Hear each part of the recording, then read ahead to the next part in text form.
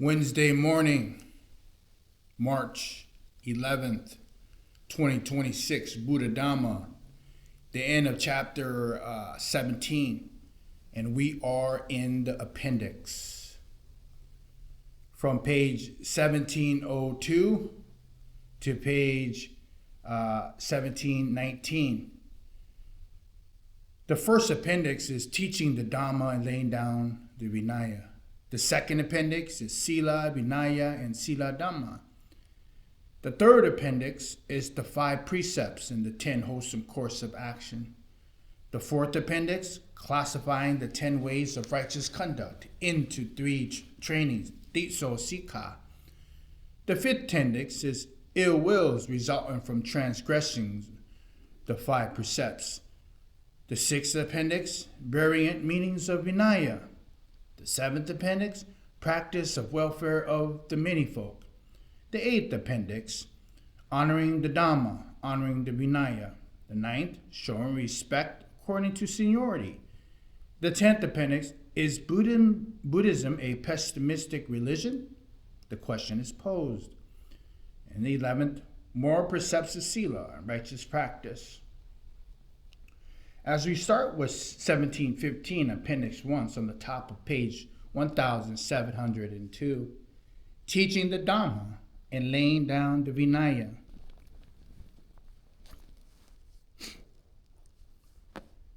The Dhamma refers to the absolute truth, which exists according to its own nature. Gautama Buddha discovered the truth and revealed it to others. Generally, the Pali term Dhamma Desana is used in this context, meaning exposition of the Dhamma or the Dhamma teaching. The term Dhammapati appears in the Tipitaka, but its meaning is the same as Dhamma Desana, or it refers to presenting or arranging the Dhamma in order to make it more easily understood. Dhamma Desana and Dhamma Panati. The Vinaya, the code of regulation formulated and laid down by the Buddha for the specific purpose of assisting the monastic order, the Sangha, in this relation, the Bhikkhu Sangha, which he had established. The Vinaya is directly connected to the Dhamma. It exists in order for the Bhikkhu Sangha to benefit from the Dhamma or to arrive at the Dhamma in the best way possible. In this context, the term Vinaya Panati is used, meaning to lay down the discipline, the Vinaya, or it refers to the regulation that comprises the discipline, the Vinaya. The term Vinaya Desana is used occasionally in the Tipitaka, increasingly in the latter text, and has the specific meanings of discipline terminologies or the method for formulating the discipline, the Vinaya. Although the term Panati is occasionally used in the context of the Dhamma, it refers to simply to formulating, arranging, and classifying a group of truth in order to clarify it, to make it easier to understand and to practice.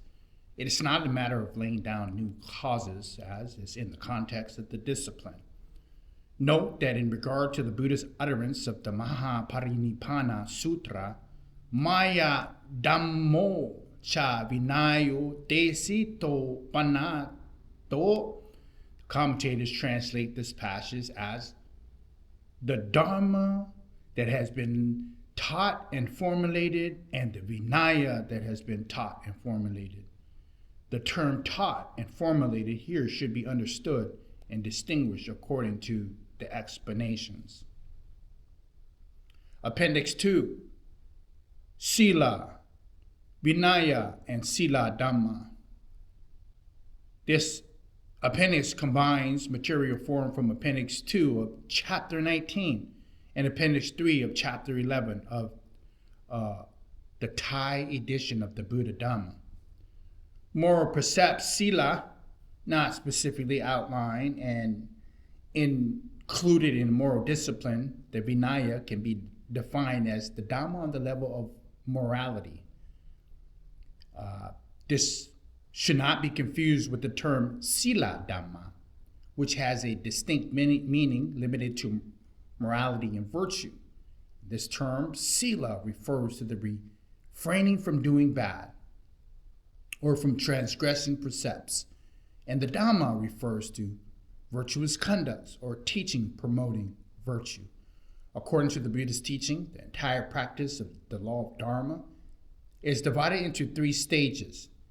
It is called the 3 stages of training: Tiso Sikha, virtuous conduct, the training of sila; concentration, the training of samadhi; and wisdom, the training of panya. Sila, samadhi, panya, or all aspects of the Tiso Sikha of the Dhamma. Therefore, there is the Dhamma on the level of virtuous conduct, Dhamma on the level of samadhi, and Dhamma on the level of wisdom.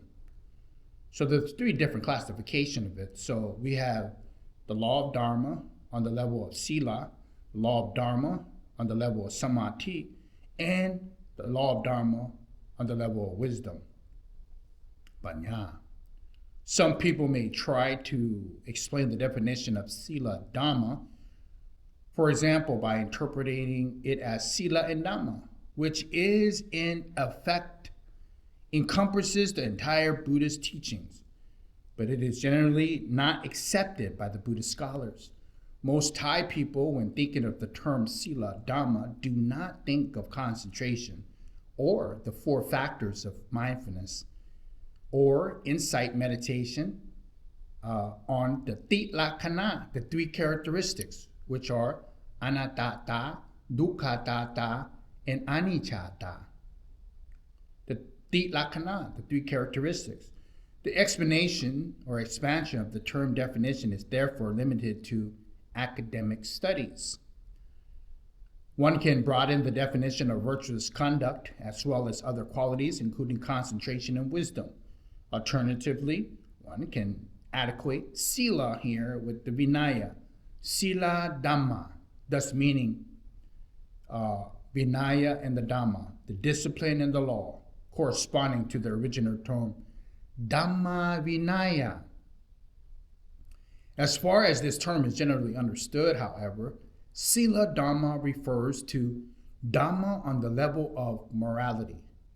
In the dictionary of the Royal Institute, sila Dhamma is defined simply as virtuous conduct. To whichever extent the meaning of this term is expanded, it lies within the confines of the 10 wholesome courses of action, kusala, kama, pata, otherwise known as the ways of righteous conduct, dhammacharya. Indeed, the term righteous conduct is the suitable substitute for virtuous conduct.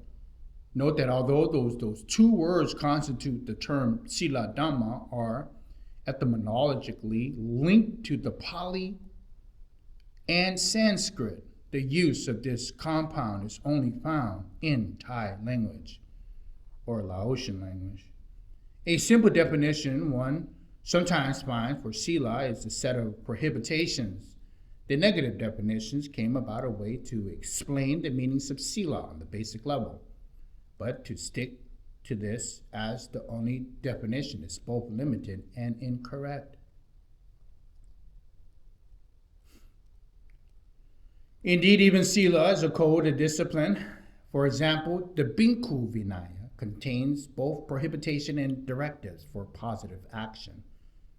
To gather for formal community meetings, to undertake community responsibilities, the duties of a monk in charge of food distribution, to act with humility and respect, to endeavor of the service of others.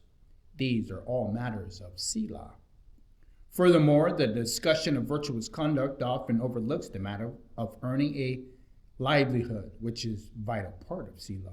To avoid an overly narrow understanding of sila, one should develop a more comprehensive view, including right speech, right action, and right livelihood. Appendix 3. The 5 precepts and the 10 wholesome courses of action. Note that this appendix is attached to the chapter 16 of the Thai edition of Buddha Dhamma on the Majjhima Patipata the middle path. The term Pancha Sila, the 5 training rules, the 5 precepts, is on the whole a more recent term. In the Dipitaka, it is used only rarely, and when it is used, the precepts are not enumerated. It is used as a tool for recollection or for the use in a technical sense. It is found in the Vinaya Dipitaka, the second book on 161 and through 162, but without listing the precepts. But here, when the factors are explained, the 10 ways of righteous conduct are mentioned instead of the precepts. In the commentaries and later texts, the term is bluntly used. In the Tipitaka, the more common reference to the 5 precepts include the terms the 5 virtues, Pancha Dhamma, the 5 training rules, Sikapata, or else the 5 precepts are mentioned without a heading. Further references on the prior precepts including Sukha Dhamma, meaning bright qualities, an absence of fearful retribution, and defining the quality of a layperson's morality. The 5 precepts are also included as parts of the householder's observancy. Ki'i Vata, Kihata Vata. Regarding the 10 wholesome courses of actions, the 10 ways of righteous conduct, there are many alternative names for these qualities. There are also many passages with the 10 qualities are listed without a heading. The section in the Tipitaka, the Pali Canon, that contains the longer descriptions of these qualities is running to 59 pages. It appears that the general contemporary Buddhist teachings, there is more emphasis on the negative aspects of the wholesome courses of actions or ways of righteous conduct, or the emphasis of or what should be performed or practiced, even though the Dipitaka of the Pali Canon describes most positive and negative aspects. Apart from the Pancha Sika, the 5 precepts, the 10 ways of righteous conduct, morality, sila, is also presented according to the factors of the Eightfold Path. The first 7 factors of the Dhammacharya, or according to the teaching of the 4 vices of Kama, Kama Kilesa. The 4th appendix, classifying the 10 ways of righteous conduct into the 3 trainings, the Titso Sika. It is noteworthy that this appendix is attached to chapter 11 of the Thai edition to the Buddha Dhamma, or the Majjhima Patipata, the middle path. Gautama Buddha classifies 8th and 9th factors of righteous ways of conduct, Dhammacharya, the 10 wholesome courses of action, Kusala Kamapata, non-covetousness, non-ill will, mental cultivation, and mental accomplishments, which means that they are part of the training in higher mentality, Ati Sita Sika. They are part of concentration, Samadhi. The first factors of the righteous way of conduct are classified as Sila Pat Sammapata, the accomplishment of virtue. The 10th factor is classified as Ditti Sammapata, accomplished of view. This is because the 8th and 9th factors are devoid of the first 2 hindrances, Nivarana, covetousness and ill will.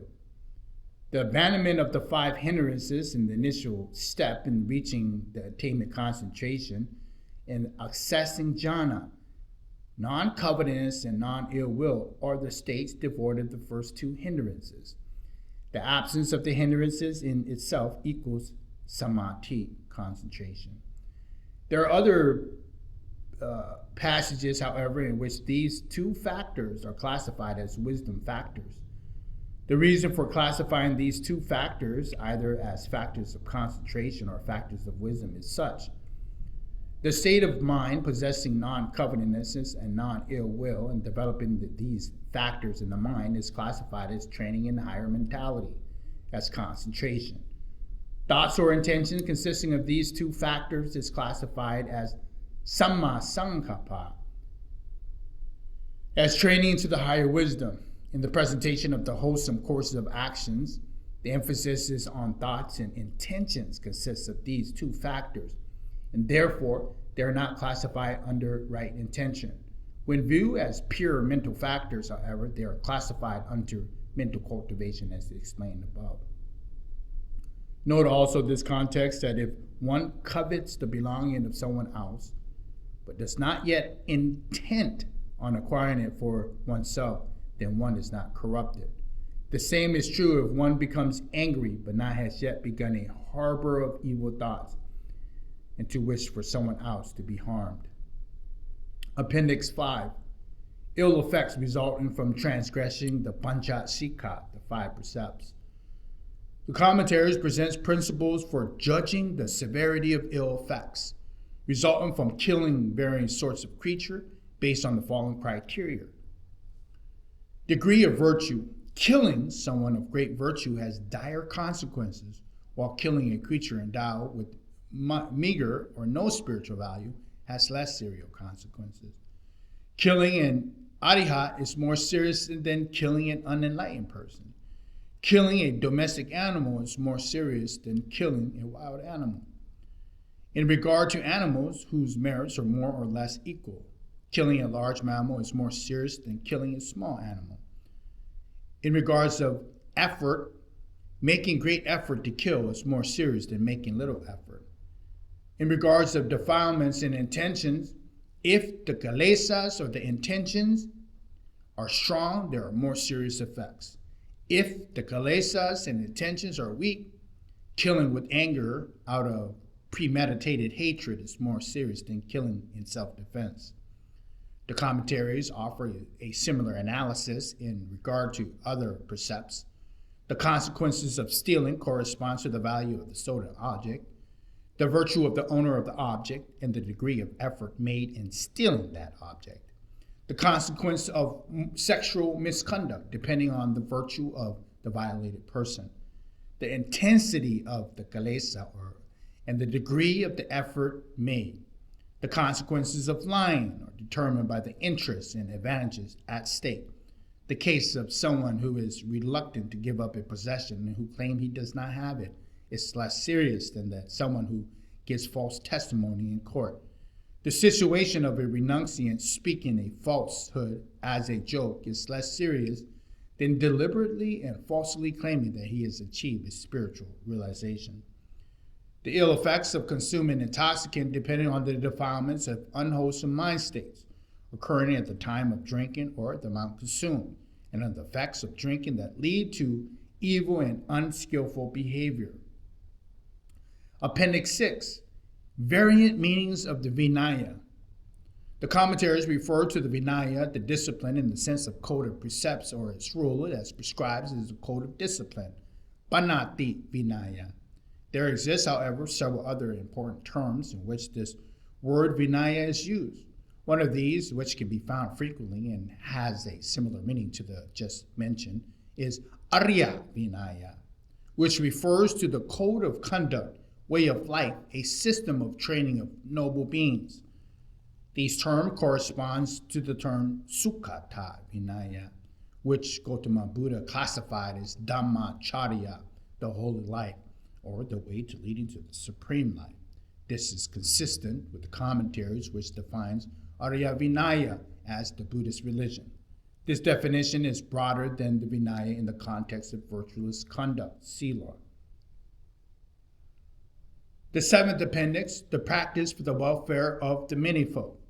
Apart from the passages cited in the main text above, there are many more examples in the Dipitaka, the Pali Canon, of the teaching of practicing for the well-being and happiness of all beings. Take the example, the setting forth of the disciples to proclaim the teaching ways for this purpose. The welfare and the welfare's discipline, Sukhata Vinaya, exists for the purpose. Gautama Buddha recommended studying, practicing, and rehearsing the Dhamma so that the holy life, the Buddhist dispensation, Buddha Sasana, the Buddhist religion, will last for a long time in order to benefit all beings. Gautama Buddha emphasized the Bhikkhu Sangha, harmony, and warn against the Bhikkhu Sangha schism, interpersonal quarrels, incorrect teaching on the Dhamma Vinaya, and the leaders of the Bhikkhu Sangha who possess Micha Titi, wrong view, out of consideration for the well-being of the multitudes. The essential principle for practicing for the well-being of the many folk is to establish people in the noble path, Arya Anaya Dhamma, so they possess virtuous qualities, Galana Dhamma, and wholesome qualities, Kusala Dhamma. Appendix 8, honoring the Dhamma and honoring the Vinaya. Gautama Buddha honored the law of Dhamma. He said that whenever the Bhikkhu Sangha is possessed of greatness, then he also honors the Sangha. The practice of vermination accords to the principle with both 6 and 7 kinds of respect, which include respect for the master, the awakened Buddha, respect for the Dhamma, the discipline, the law, and respect for the community, the Sangha. This is the training of the Vinaya, the discipline. There is one noteworthy point to make here about the term belief in reference to the Arihats, the awakened. On the level of the term belief, one can use in the relationship of Dhamma. The Buddhist system classified this belief as one stage in the development of wisdom, corresponding to the term sattha, faith. In this context, Arihats have passed beyond the stage of sattha, faith, because they have penetrated and realized the truth for themselves and do not need to believe anyone else. On another level, the term sattha, belief, can be used in relation to the Vinaya, discipline, or to set as directives, which are connected with social code of discipline, corresponding to the term obedience. In this context, Arihats are obediently or highly disciplined, as confirmed by the passage in the scriptures stating that Gautama Buddha commanded an Arihat or other awakened persons to walk into a bog, the Arihat who obeyed without hesitation. Appendix 9, showing respect according to seniority. The use of seniority of the number of years that a monk has been ordained as a standard for showing respect is the most appropriate, convenient, and practical method of conduct. It accords with the Buddha's aim for the Bhikkhu Sangha, for example, for others, of not using ancestry, social standing, or caste, or the criterion for respect. As the alternative criterion is used on the level of spiritual realization and as standard, this message should be confusing and ultimately ineffective because realizing is not obvious and is difficult to prove. Realized persons do not go around boasting about their achievements. There were monks who proposed the standard, but Gautama Buddha refused to adopt it. What is particularly worthy of attention here is that while Gautama Buddha chose seniority as the criterion for showing respect in the context of social relationships, which relates to external conditions in the context of training in order to reach the highest goal, which is the internal factor and lies in the essence of Buddha's teaching. He considers spiritual virtue to be the ideal and true criterion for respect. Those monks who receive honor according to the statutes of the Vinaya, according to the rules of social interaction, should be aware of the truth that is in the spiritual qualities that a person has realized, or the righteous conduct. For example, to be one who has practiced well, supatipano, one who has practiced well, or one who has practiced correctly.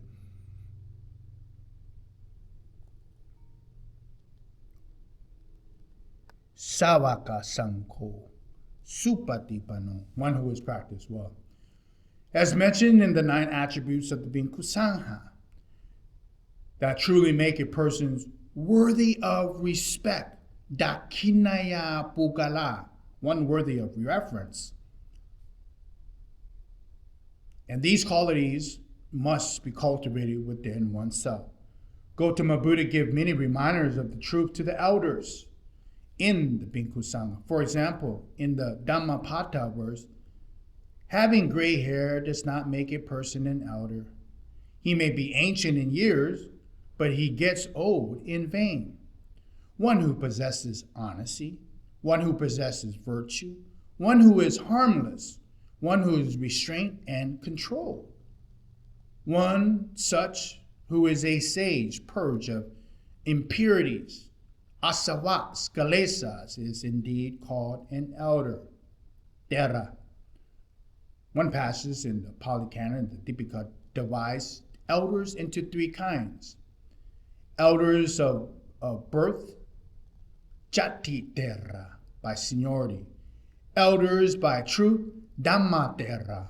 And elders by convention, elders simply by name, sammati terra. Elders designed according to the Vinaya may be classified as elders by conventions. Other passages mentions 4 qualities that make a person an elder. Appendix 10. Is Buddhism a pessimistic religion? The question is posed. The passage by Venerable Sariputra, quoted under the section of theistic morality versus a doctrine of natural truth, is cited in Albert Schweitzer's Indian Thought and Its Development. It is recited in Joseph L. Sutton's Problems of Politics and Administration in Thailand. In this latter book, Professor Sutton refers to other Dhamma teaching, for example, the teaching on karma, the teaching on rebirth, and the teaching on the retreat to escape from the world, to collaborate the critical viewpoint. I have touched upon the Buddhist teaching on intentional action already in earlier chapters. As for the claim for the teaching on rebirth, samsaravata leads to the procrastination as opposed to Christian doctrine, which emphasizes a single lifetime. This can be answered by the Buddhist teaching on the extreme difficulty on being reborn as a human being. The chances for a human rebirth are less than that of a blind turtle sticking his head through a hole in a piece of wood adrift in the ocean. Furthermore, nevertheless, and in addition to, you see, Buddhism teaches that redemption is not possible through baptism or through confession of one's error. As for the issues of withdrawing from worldly matters, Professor Sutton refers to the following quote, "Those who love nothing in this world are rich in joy and free from pain," unquote. This quotation is found in the Uttana, Tasamahi te sukhino vita soka ye sambiyam nati sukhinsi loki. The Pali word for love is pitya, which refers to formal infatuation leading to a personal attachment. This passage describes the attributes of awakened beings. It emphasizes liberations and the happiness of liberation, free from selfish infatuation, endowed with unbounded love, metta.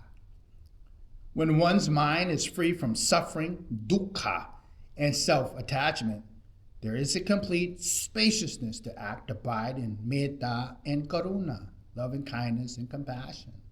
One acts purely for the well-being of others, and is epitomized by the maxim, Bahu jana sukhaya lokanu kampaya, meaning for the happiness of many folk, for the compassion and assistance of the world. However, limited Professor Sutton's understanding was, or whatever his intentions is, his comments can be useful as a reminder for Buddhists to deepen their knowledge and to clarify their understanding of the Buddhist teaching. There are many Western scholars who share Professor Sutton's criticism, and it must be conceded that prevalent beliefs and misunderstanding among Thai Buddhists contribute to this or to that such criticism. When Buddha Dhamma was first published 30-odd years ago, Western scholars had a limited understanding of Buddhism and harbored various misconceptions, For example, that Buddhism teaches to see the world in a negative light, filled with only suffering. These days, the situation has changed dramatically. Appendix 11, Moral Precepts and Religious Practices. Moral precepts and religious practices differ according to the Mahadesana. Sila refers to self-restraint, self-control, and non-transgressions of the rules, precepts, while Vata, religious practices, refers to undertaking religious practices and vows. The rules for the Bhikkhu Vinaya and Bhikkhuni Vinaya contain both moral precepts and religious practices. The ascetics practices like Dhutanga are Vata, not moral precepts.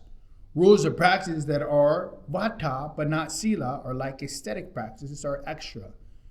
There are means to the practice strictly in order to enhance self-discipline and self-development. They emphasize contentment with little, but they are not mandatory. They are undertaken suiting one's disposition and level of preparedness. This differs from moral precepts, which each member of the community must keep. If someone fails to keep them, there are harmful consequences both to the individual and collective whole. If the moral precepts is included in the discipline, the Vinaya, there are distinguished forms of punishment. Furthermore, moral precepts are generally fundamental principles of behavior, whereas Vata, religious practices, are supplementary, increasing a sense of virtue and discipline and supporting the precepts, especially by removing and decreasing the opportunity to transgress them. In any case, some religious practices, although they may appear austere and strict, are incompatible with Buddha's teachings. Gautama Buddha forbade them in some cases. They are incorrect according to the Vinaya. Examples include the vow of silence, Mukhavata. This vow presents wrong speech, for example, lying. Gautama Buddha criticized this practice and called it behaving like cattle. And the vow to eat only food and falls naturally from a tree. This vow prevents a person from harming animals and plants. It is considered an overly austere practice kept by members of the non-Buddhist sects who hide from society. Note there are also secondary or minor observances called Vata and complementary moral precepts Sila. In some Pali editions of the Dipitaka in Thai script, there is some mixed up of confusion between the term Vata, religious practice, austere practice, and Vata, religious observances. This is the end of chapter 17.